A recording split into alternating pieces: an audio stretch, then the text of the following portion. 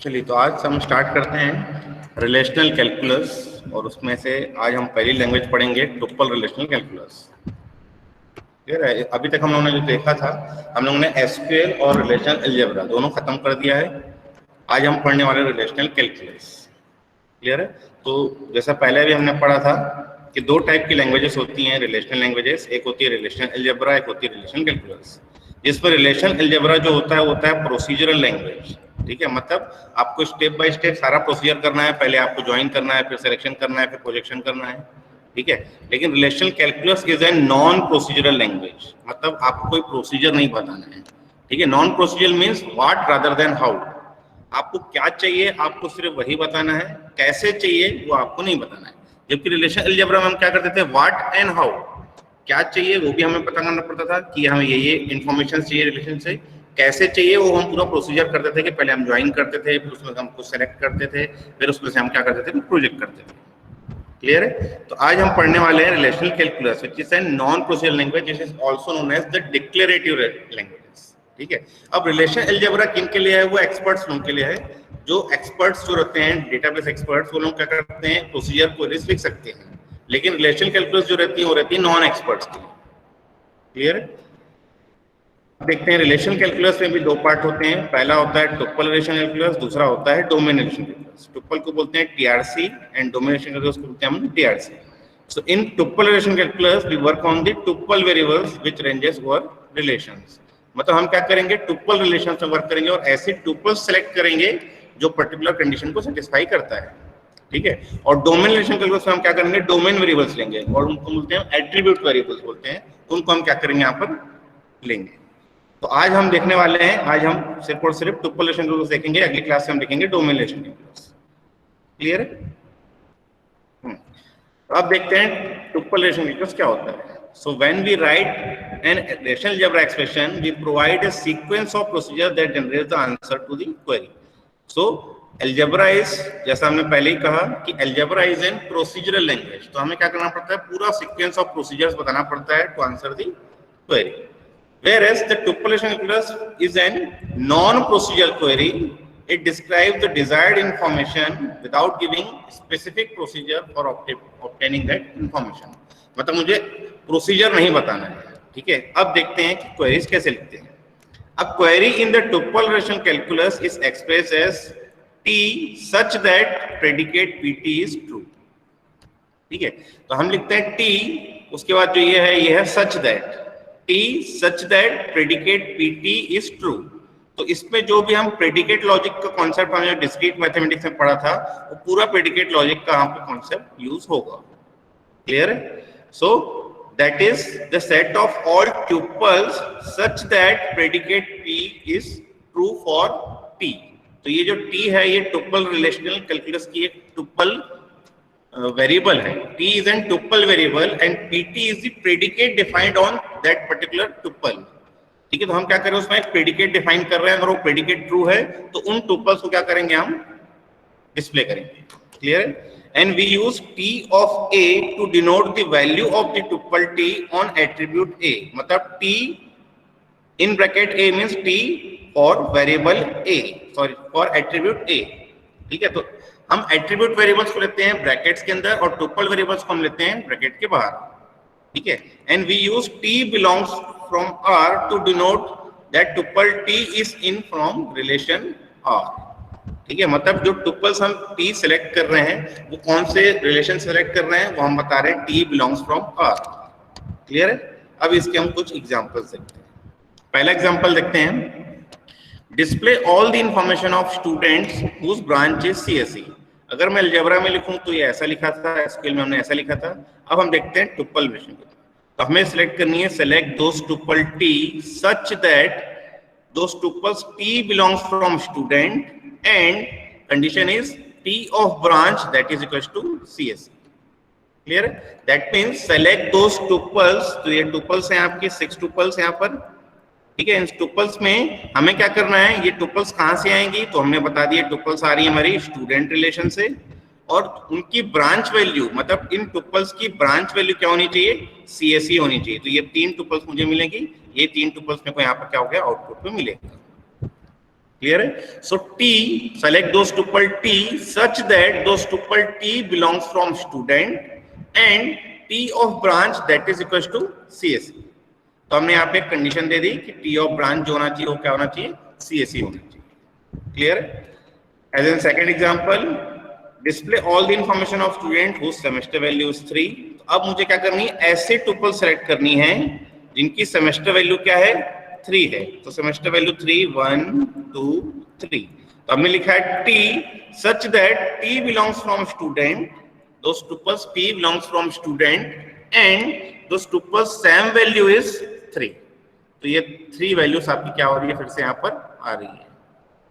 Clear है? तो हमें जो कंडीशन देनी है वो कंडीशन हमें एंड करके देनी है, and T of sem is equal to 3 या फिर T of branch is equal to 3, और जो पर्टिकुलर टुपल्स आ रही है वो हमें बताना पड़ेगा कि वो टुपल्स कौन से रिलेशन से आ रही है। तो हम लिख रहे हैं T such that T belongs from student, तो स्टूडेंट रिलेशन से हमारी रिलेशन जो टुपल्स हो रही है वो आ रही है। थर्ड एग्जांपल ये भी सेम है, आपको यहाँ पर कंडीशन जो दिया है वो क्या है कि whose marks is greater than 50। तो मार्क्स इज ग्रेटर देन 50 मतलब सेलेक्ट दोस टुपल्स टी, तो ये सारी टुपल्स हो गई, उनमें से मैं ऐसी टुपल सेलेक्ट कर रहा हूं, मतलब टी बिलोंग्स फ्रॉम स्टूडेंट में पूरी 6 टुपल्स हो गई। उसके बाद मैं कंडीशन बढ़ा रहा हूं कि T of marks is greater than 50। तो T of marks is greater than 50, 1 2 and 3 tuples आएंगे। यही आपको आउटपुट मिल रहा है यहाँ पर 3 टुपल्स। क्लियर है? तो हमने कंडीशन दी T of marks that is greater than equal to 50। Clear है? तो ये हो गया हमारा अभी तक सिलेक्शन। ठीक है, अब इस सिलेक्शन में हम और कंडीशन देखते हैं। कंडीशन क्या है कि display all the information of student whose branch is CSC और सेमेस्टर वैल्यू इज 3। सो अगर अलजेब्रा में लिख रहा था तो मैं लिख रहा था sigma branch equal to CSC और सेमेस्टर इक्वल टू 3, मतलब 2 कंडीशन है और दोनों की हमने क्या लिखा है यहाँ पर, और कंडीशन लगाई है। क्यों? क्योंकि यहाँ पर भी और ही बोला है। तो यहाँ पर भी आपको क्या करना है, T such that T belongs from student and T of branch equal to CSC और T of sem is equal to 3। Clear है? तो ये पर्टिकुलर एक क्या हो रहा है, आपका एक प्रेडिकेट बन रहा है। ये प्रेडिकेट जिस पर्टिकुलर टुपल्स में ट्रू मिलेगा उस पर्टिकुलर टुपल्स को हम क्या करेंगे, डिस्प्ले करेंगे। क्लियर है? तो हमने लिखा टी बिलोंग्स फ्रॉम स्टूडेंट, ये पूरे 6 रोज हमारी क्या होंगी, 6 टुपल्स आएंगे। उसमें से मैं निकाल रहा हूँ ब्रांच इक्वल टू सीएससी, तो ये 1 2 3 हुआ, और कंडीशन लगा रहा हूँ सेम इज इक्वल टू 3, तो ये और ये। तो टोटल अगर देखूं तो ये वाली रो आ रही है, ये वाली रो आ रही है, ये वाली रो आ रही है, ये और ये, टोटल 5 रोज आ रही हैं। यही 5 रोज हम यहाँ पे क्या कर रहे हैं, डिस्प्ले कर रहे हैं। क्लियर है? तो मल्टीपल कंडीशंस भी हम यहाँ पे क्या कर सकते हैं, दे सकते हैं। सिमिलरली अगर मैं यहाँ पे बोलूं कि branch is equal to CSC and sem is equal to 3, मतलब ऐसे स्टूडेंट्स की टुपल्स निकालो जिनकी ब्रांच वैल्यू सीएससी है और सेमेस्टर वैल्यू क्या है, 3 है। तो हम यहाँ पे 2 कंडीशन देंगे, branch equal to CSC, sem is equal to 3, और बीच में हम क्या लगाएंगे, एंड कंडीशन लगाएंगे, क्योंकि यहाँ पर आपको एंड कंडीशन बोला है। क्लियर है? तो यहाँ पर भी हम क्या करेंगे, उसकी जगह यहाँ पे क्या करेंगे, हम एंड लगा देंगे। तो एंड मतलब पहले तो हम निकाल रहे हैं टी बिलोंग्स फ्रॉम स्टूडेंट, तो टी बिलोंग्स फ्रॉम स्टूडेंट में हमारे पास टोटल 6 रोज आ रही हैं। फिर मैं कंडीशन बढ़ा रहा हूँ कि T of branch equal to CSC, तो 1 2 3 आया। फिर T of sem is equal to 3, तो ये हो गया 1 2 3। अब इन दोनों में जो कॉमन है वो है ये है। क्लियर है? तो यही आपको रो आप यहाँ क्या कर रही है, डिस्प्ले कर रहा है। क्लियर है? तो इस क्वेरी को मैं क्या कर सकता हूं, मैं चाहूं तो इस क्वेरी को इंटरसेक्शन से भी बना सकता हूं। क्लियर है? सिमिलरली इस क्वेरी को मैं यूनियन से भी बना सकता हूं। क्लियर है? आगे देखते हैं। अब मैं क्या कर रहा हूं, प्रोजेक्ट करके देखते हैं। ठीक है, अब मुझे क्या करना है, प्रोजेक्ट करना है कि display the names of all the students, मतलब सारे के सारे नेम्स मुझे क्या करने हैं, प्रोजेक्ट करने हैं। तो प्रोजेक्ट कहां से करने हैं, मुझे स्टूडेंट से करने हैं। तो अलजेब्रा में लिख रहे थे हम, अलजेब्रा में हम लिख रहे थे student pi of S name from student. ठीक है, अब अगर हम इसको टीआरसी में लिखेंगे तो हम लिखेंगे select those tuples T such that there exist some tuple S belongs from student such that T of S name that is equal to S of S name. तो ये हो जाता है आपका प्रोजेक्शन। क्लियर है? ये हो गया आपका प्रोजेक्शन। आपको क्या प्रोजेक्ट करना था, आपको प्रोजेक्ट करना था एस नेम। तो आपने क्या किया, पहले निकाला there exist some tuples S belongs from student where T of S name that is equal to S of S name. मतलब ऐसे टुपल्स आप क्या कर रहे, निकालिए ऐसी टुपल्स निकालिए स्टूडेंट में से जिनमें टी का जो रिजल्टिंग जो टुपल्स आ रही है उनका एस नेम और जो पर्टिकुलर टुपल्स मैं सेलेक्ट कर रहा हूं उसका एस नेम क्या होना चाहिए, सेम होना चाहिए। ठीक है, तो जिसको भी मुझे प्रोजेक्ट करना रहता है उसमें मैं टी और एस में क्या करूंगा, इक्वेट करूंगा, और यहाँ पे मैं यूज करूंगा एग्जिस्टेंशियल क्वालिफायर। ठीक है, अब यहाँ पे मैं क्वांटिफायर यूज कर रहा हूँ जिसको हम बोलते हैं एग्जिस्टेंशियल क्वांटिफायर। ठीक है, तो दो हम क्वांटिफायर यूज करते हैं, एक होता है एग्जिस्टेंशियल क्वांटिफायर और एक होता है हमारा यूनिवर्सल क्वांटिफायर।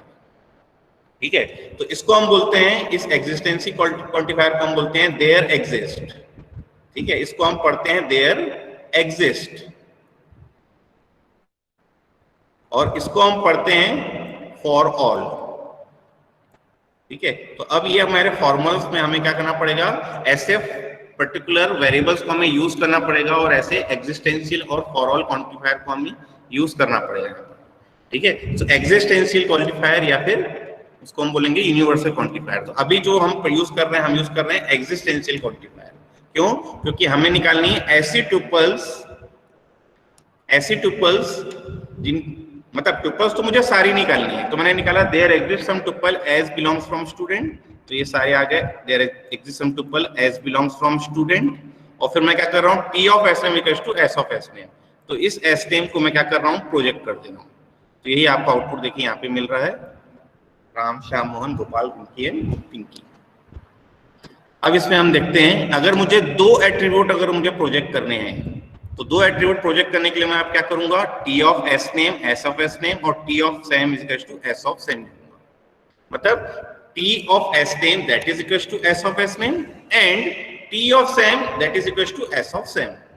ठीक है, मतलब ऐसी टुपल्स निकालनी है, there exist some tuple as belongs from student, where जो टुपल्स मैं सेलेक्ट कर रहा हूं उसका एस नेम और जो टुपल्स हम अभी यहाँ पे एग्जिस्टेंशियल से निकाल रहे हैं उनका एस नेम सेम होना चाहिए, प्लस जो टुपल्स हम सेलेक्ट कर रहे हैं और जो टुपल्स यहाँ से आ रही है उनका सेम वैल्यू भी सेम होनी चाहिए।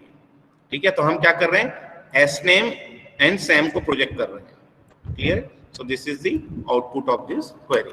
तो जितने भी प्रोजेक्शन मुझे करने हैं, जितने भी एट्रीब्यूट मुझे प्रोजेक्ट करने हैं, मुझे क्या करना है, ब्रैकेट में उनको इक्वेट करते जाना है। ठीक है, तो इक्वेट करते हैं हमें करना ही पड़ेगा। फिर हम लिखते हैं display the names of all students of CSE branch. अब मुझे क्या करना है, ब्रांच इक्वल्स टू सीएसई वाले स्टूडेंट नेम्स निकालने हैं। तो मैंने अलजेब्रा में अगर लिखना है तो हम लिख रहे थे स्टूडेंट में से branch equals to CSE select किया हमने, फिर उसमें से हमने प्रोजेक्ट किया था एस नेम। ठीक है, यहाँ पे हम क्या करेंगे, हम लिखेंगे select tuples T such that there exist some tuple as belongs from student and T of S name is equal to S of S name. ये हो गया हमारा प्रोजेक्शन, ये पाई के इक्विवेलेंट हो गया, और ये हो गया हमारा सिलेक्शन।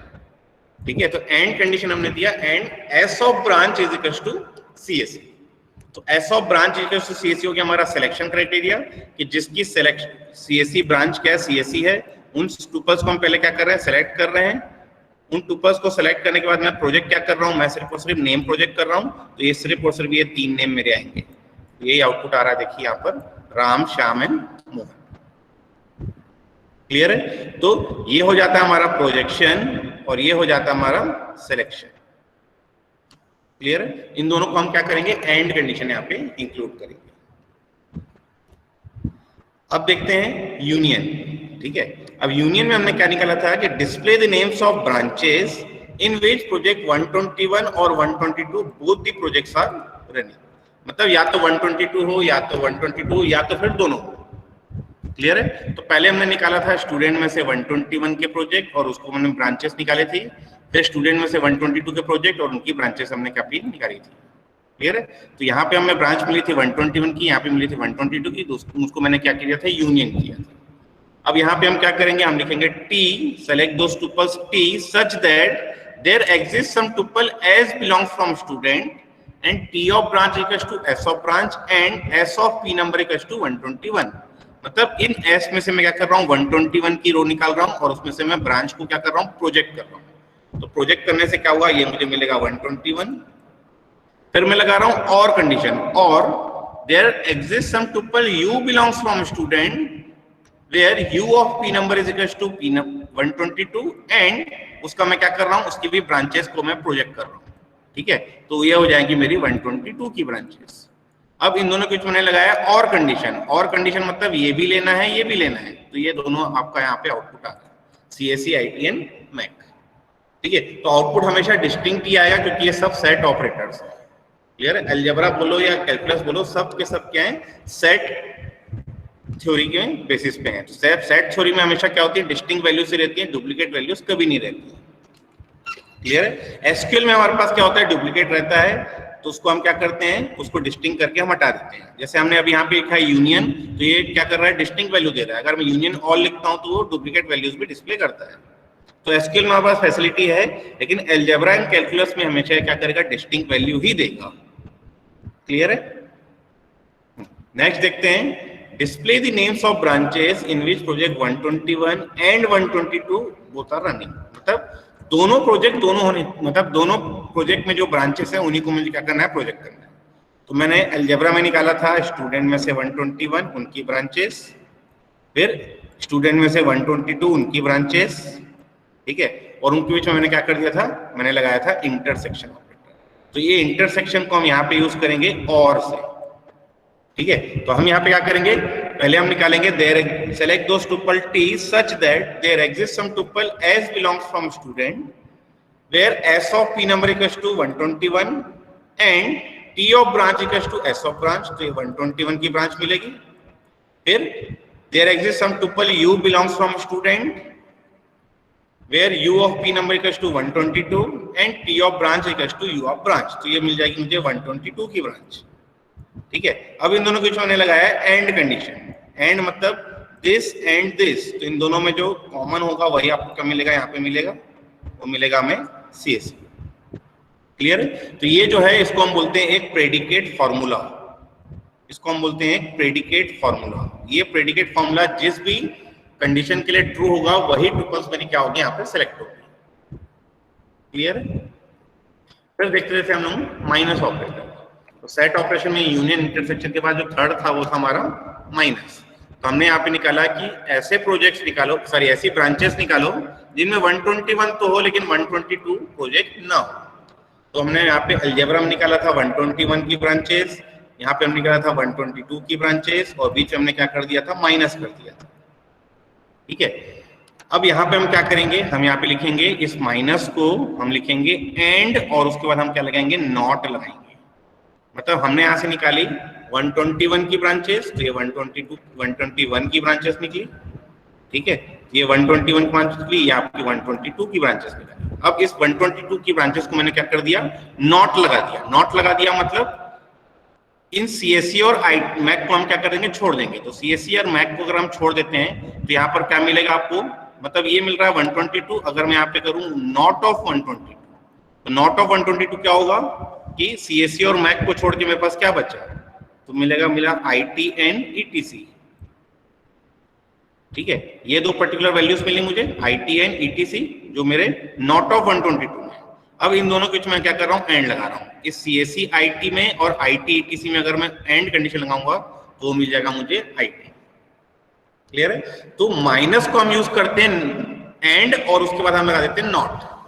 ठीक है, तो एंड नॉट हो जाता है मेरा माइनस ऑपरेटर। ठीक है, अगर मैं सिंपल एंड करता हूं तो हो जाता है मेरा इंटरसेक्शन ऑपरेटर। ठीक है, और एंड नॉट लगाता हूं तो ये हो जाता है मेरा set difference.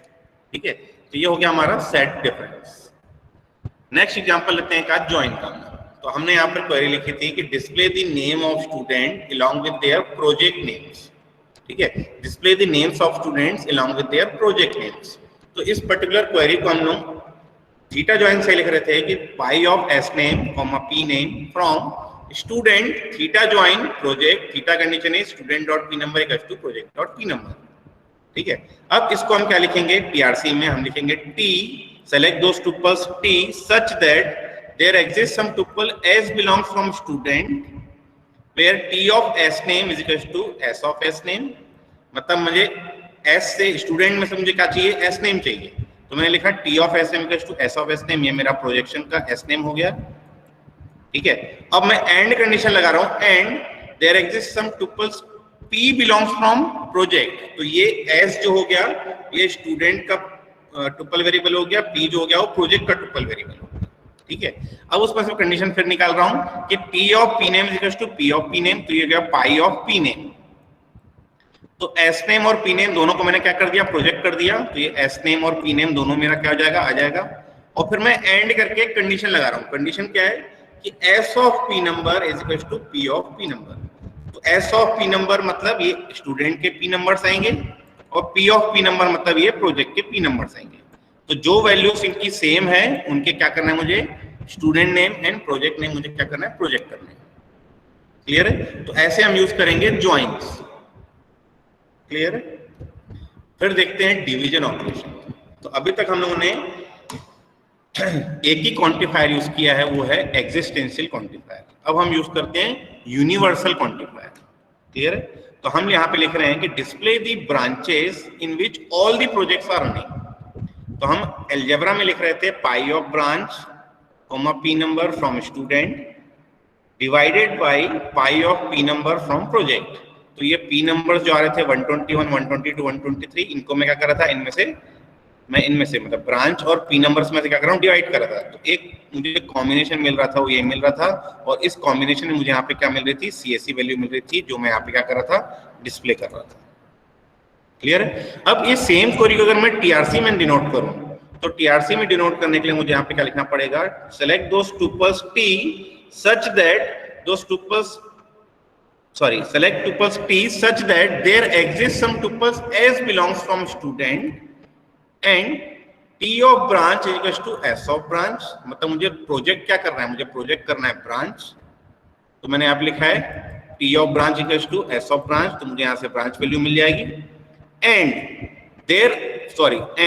for all P belongs from project implies S of P number that is equals to P of P number। मतलब ऐसे सारे के सारे प्रोजेक्ट वैल्यूज जिनकी S और P वैल्यूज सेम है, ऐसे प्रोजेक्ट्स मुझे यहाँ पे क्या करना है, निकालने हैं। क्लियर है। So for all P belongs from project implies करके हम कंडीशन क्या दे रहे हैं, S of P number that is equals to P of P number। तो S of P number is equals to P of P number में एक ही value मिलेगी, वो मिलेगी मुझे CSE। तो वही CSE मेरा क्या होगा यहाँ पर आउटपुट में आएगा। क्लियर है। तो ये हो गया हमारा पूरा TRC का इंट्रोडक्शन। अब इस TRC को हम डिटेल में थोड़ा पढ़ते हैं। तो TRC जो होता है उसका फॉर्मल डेफिनेशन क्या होता है, a tuple relation calculus expression is of the form T such that PT is true where P is known as the formula और predicate logic। ठीक है, जिसको हम बोलते हैं प्रेडिकेट। तो एक प्रेडिकेट अगर जब तक मेरा ट्रू नहीं होगा तब तक वो टुपल्स मेरी सेलेक्ट नहीं होंगे। क्लियर है। सो सेवरल टुपल वेरिएबल्स में अपीयर इन द फॉर्मूला। तो टुपल वेरिएबल्स मेरे एक भी हो सकते हैं, दो भी हो सकते हैं। जैसे हमने यहाँ पर देखिए S एंड P दो यूज किया है, T यूज किया है जो रिजल्टेंट है, और S भी यूज किया है, P भी यूज किया है। S मेरे स्टूडेंट से आ रहा है, P मेरा प्रोजेक्ट से आ रहा है। क्लियर है। तो सेवरल टुपल वेरिएबल्स हम यूज कर सकते हैं। Next is a tuple variable is said to be free variable unless it is quantified by, और उसके बाद दो नोटेशन दिया है, एक दिया आपको एग्जिस्टेंशियल क्वांटिफायर और एक आपको दिया है यूनिवर्सल क्वांटिफायर, जिसको हम बोलते हैं देयर एग्जिस्ट और फॉर ऑल। तो जो भी पर्टिकुलर टुपल वेरिएबल में मैं देयर एग्जिस्ट लगाता हूं या फॉर ऑल लगाता हूं, उसको हम बोलते हैं बाउंड वेरिएबल। और जिसमें मैं देयर एग्जिस्ट और फॉर ऑल नहीं लगाता हूं उसको हम बोलते हैं फ्री वेरिएबल। क्लियर है। फॉर एग्जाम्पल इस पर्टिकुलर क्वेश्चन में अगर हम देखें तो यहाँ पर मैंने देयर एग्जिस्ट S लगाया है, देयर एग्जिस्ट P लगाया है। तो S and P both are bound variables. Clear है। यहाँ पर भी हम S और P यूज कर रहे हैं, दे आर बाउंड वेरिएबल्स। यहाँ पर हम S और U यूज कर रहे हैं, they are bound variables. S और U यूज कर रहे हैं, दे आर बाउंड वेरिएबल्स। यहाँ पर देखिए S यूज किया मैंने, again it is in bound variable. लेकिन जहां मैंने यहाँ पे लिखा है, देखिए मैंने लिखा है T such that T belongs from student। Now this T is an free variable। Clear है। क्यों? क्योंकि इसमें मैंने कोई देयर एग्जिस्ट नहीं लगाया है, कोई मैंने फॉर ऑल नहीं लगाया है। क्लियर है। तो ऐसे टुपल वेरिएबल जिसमें मैं ना देयर एग्जिस्ट लगा रहा हूँ ना फॉर ऑल लगा रहा हूँ, उसको हम बोलेंगे फ्री वेरिएबल। और जिसमें मैं क्या कर रहा हूँ, देयर एग्जिस्ट या फॉर ऑल करके दो क्वांटिफायर यूज कर रहे हैं हम, उसको हम बोलेंगे बाउंडेड वेरिएबल। क्लियर है। जैसे यहाँ पे देखिए मैंने लिखा है T बिलोंग्स फ्रॉम स्टूडेंट, तो ये मेरा फ्री वेरिएबल हो गया। और देयर एग्जिस्ट लगाया P में, यहाँ मैंने प्रोजेक्ट का वो छोड़ दिया है, मैंने लगा दिया। देखिए तो ये पर्टिकुलर ये हो जाएगा मेरा बाउंड वेरिएबल। क्लियर है? अब आगे देखते हैं कि a tuple relation calculus formula is build up of the atoms. अब ये एटम किस टाइप के होते हैं? तो एटम्स में आता है S belongs from relation R. So S is an tuple variable, R is in relation. Clear है? तो हम बोलते हैं एस बिलोंग्स फ्रॉम आर। जैसे हम लिख रहे थे T such that T belongs from student. ठीक है, तो सारे के सारे क्या हो रही थी? ट्यूपल सेलेक्ट हो जा रही थी, तो उसको हम बोलते थे S belongs from R. Second हम देखते हैं एस ऑफ एक्स, और उसका जो हमने थीटा कंडीशन लगाया है और हमने लिखा है you of Y.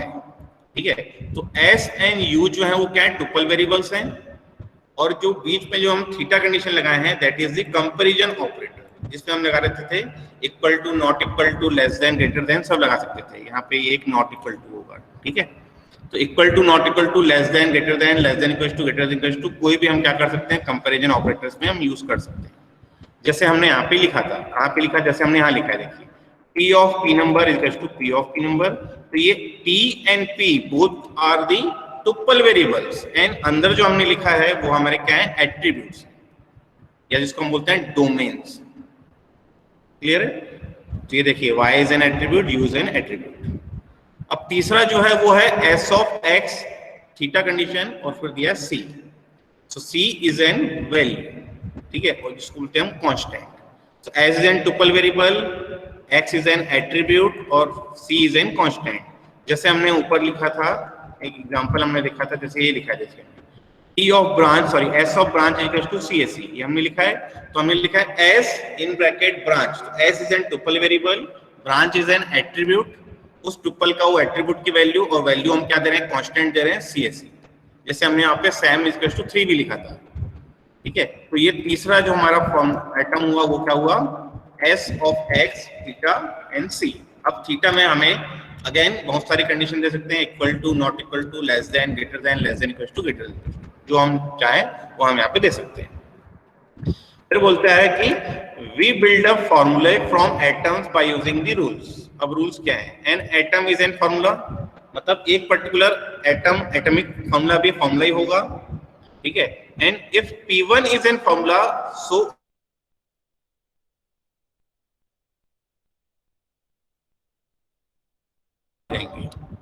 if P1 and P2 are formulae, then so are P1 और P2, P1 and P2, P1 implies P2।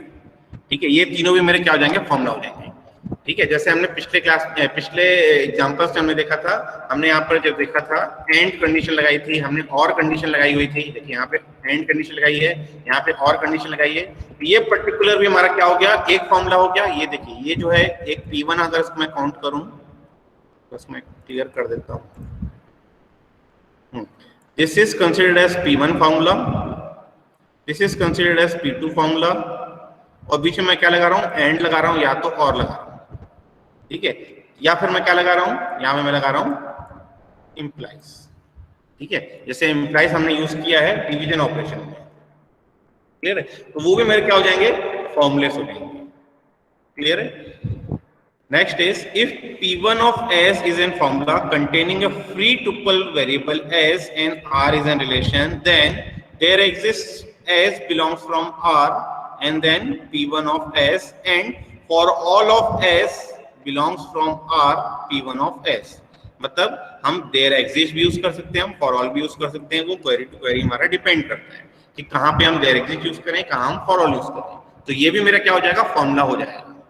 ठीक है, मतलब P1 ऑफ x अगर मेरा एक फॉर्मूला दिया है, सो देयर एग्जिस्ट अगर लगा देता हूं, या तो उसमें मैं फॉर ऑल लगा देता हूं, दैट इज आल्सो द फॉर्मूले of the tuple relation calculus. Clear है? उसके बाद आपको दे रहा है कि जैसे हम लोग अलजेब्रा में हम क्या कर सकते थे? एक से ज्यादा इक्विवेलेंट एक्सप्रेशंस लिख पा रहे थे। जैसे हम थीटा ज्वाइन को in terms of cross join and selection से कर रहे थे, सिमिलरली यहां पर भी कुछ इक्विवेलेंट ऑपरेशंस हैं। For example, P1 and P2 is equivalent to not of P1 और not of P2। ठीक है, तो ये आपने प्रेडिकेट लॉजिक में ये सब इक्विवेलेंस पढ़ा होगा डिस्क्रीट मैथमेटिक्स में। तो डिस्क्रीट मैथमेटिक्स में अगर मैं P1 and P2 करूं, उसको मैं सेम not of P1 और not of P2 भी लिख सकता हूं। मतलब इसमें हम लगाते हैं डी मॉर्गन्स थ्योरम। तो अगर मैं नॉट लगा दूं, अगर P1 and P2 में अगर मैं नॉट लगा दूं यहाँ पर, तो अंदर भी क्या हो जाएगा, अंदर यहाँ पे ये नॉट लगेगा, यहाँ पे नॉट लगेगा, तो ये उल्टा हो जाएगा, ये हो जाता है और, ठीक है। जो एंड हो जाता है वो जाता है और बाकी सब में क्या हो जाएगा, देखिए एंड की जगह यहाँ पे मैंने और कर दिया, और ये जो P1 एंड P2 था इनमें भी क्या हो गया, मेरा निगेशन लग गया, और ओवरऑल भी मेरा क्या हो गया, निगेशन लग गया। क्लियर है। तो ये भी कुछ आपको क्या दिया है, ये दिया है आपको कुछ इक्विवेलेंट ऑपरेशंस। जैसे हम यहाँ पे फॉर ऑल है, फॉर ऑल में अगर मैं नॉट लगा दूं तो ये हो जाएगा देयर एग्जिस्ट, और ये जो प्रेडिकेट हो जाएगा इसमें भी नॉट लग जाएगा। क्लियर है। तो ये कुछ इक्विवेलेंस दिया है, ये इक्विवेलेंस आपको याद करना पड़ेगा, या तो इसको समझ लीजिए अच्छे से, ठीक है। ये प्रेडिकेट लॉजिक का है, ठीक है। उसके बाद आते हैं सेफ्टी ऑफ एक्सप्रेशंस, ठीक है। So there is one final issue to be addressed, मतलब इसमें टीआरसी क्वेरी में क्या होता है, एक इशू आ जाता है। इशू क्या आता है कि अ ट्यूपलेशन कैलकुलस एक्सप्रेशन में जनरेट एन इनफाइनाइट रिलेशन, मतलब ये ऐसे आउटपुट जनरेट कर सकता है जिसमें infinite number of tuples generate हो। For example, suppose that we write the expression t such that not of t belongs from student, ठीक है। अगर मैं लिखूं कि t such that और यहाँ पे नॉट हटा दूं, तो यहाँ पे लिखता हूँ t such that t belongs from student, तो ऐसे ट्यूपल्स सेलेक्ट करेगा जो स्टूडेंट में है।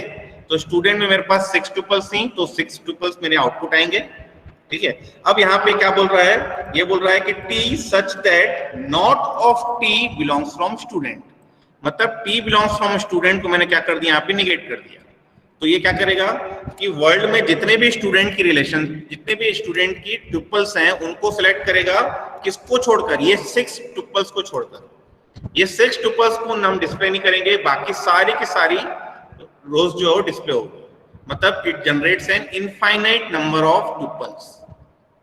क्लियर है। So there are infinitely many tuples that are not in student, मतलब ऐसे इनफाइनाइट नंबर ऑफ स्टूडेंट हो सकते हैं जो अदर देन राम श्याम मोहन गोपाल रंकीन पिंकी के, ठीक है। तो ये हो जाएगा, ये हमारा हो जाएगा अनसेफ क्वेरी, इसको हम बोलते हैं unsafe query in TRC. Clear है। तो ये एग्जाम में आपको दोनों बार पूछ सकता है कि what is an unsafe query in TRC and DRC. जैसे हम अभी टीआरसी में पढ़ रहे हैं अनसेफ क्वेरी, आगे चल के हम डीआरसी में भी ऐसी अनसेफ क्वेरी पढ़ेंगे। क्लियर है। यहाँ पे खत्म हो जाता है आपका ट्यूपलेशन कैलकुलस। अब किसी को कोई डाउट है तो वो पूछ सकते हैं। Any doubts? सर स्लाइड भेज दो, बहुत ज्यादा था तो एक साथ मतलब पहले तो और करना। बहुत ज्यादा था, समझ में तो आया है? थोड़ा ज्यादा लगा, समझ आया सर, लेकिन ज्यादा था थोड़ा। सर 50% तक का किया। क्या बोल रहे हो? 50% तक का किया। 50% खुद से करना पड़ेगा, फिर आएगा। तो प्रैक्टिस तो करना ही पड़ेगा भाई। ये तो इतने एग्जांपल्स मैंने आपको दिए हैं, बुक में तो इतने एग्जांपल्स दिए ही नहीं है। बुक में 3 एग्जांपल देके छोड़ देता है। क्लियर है? Yes sir.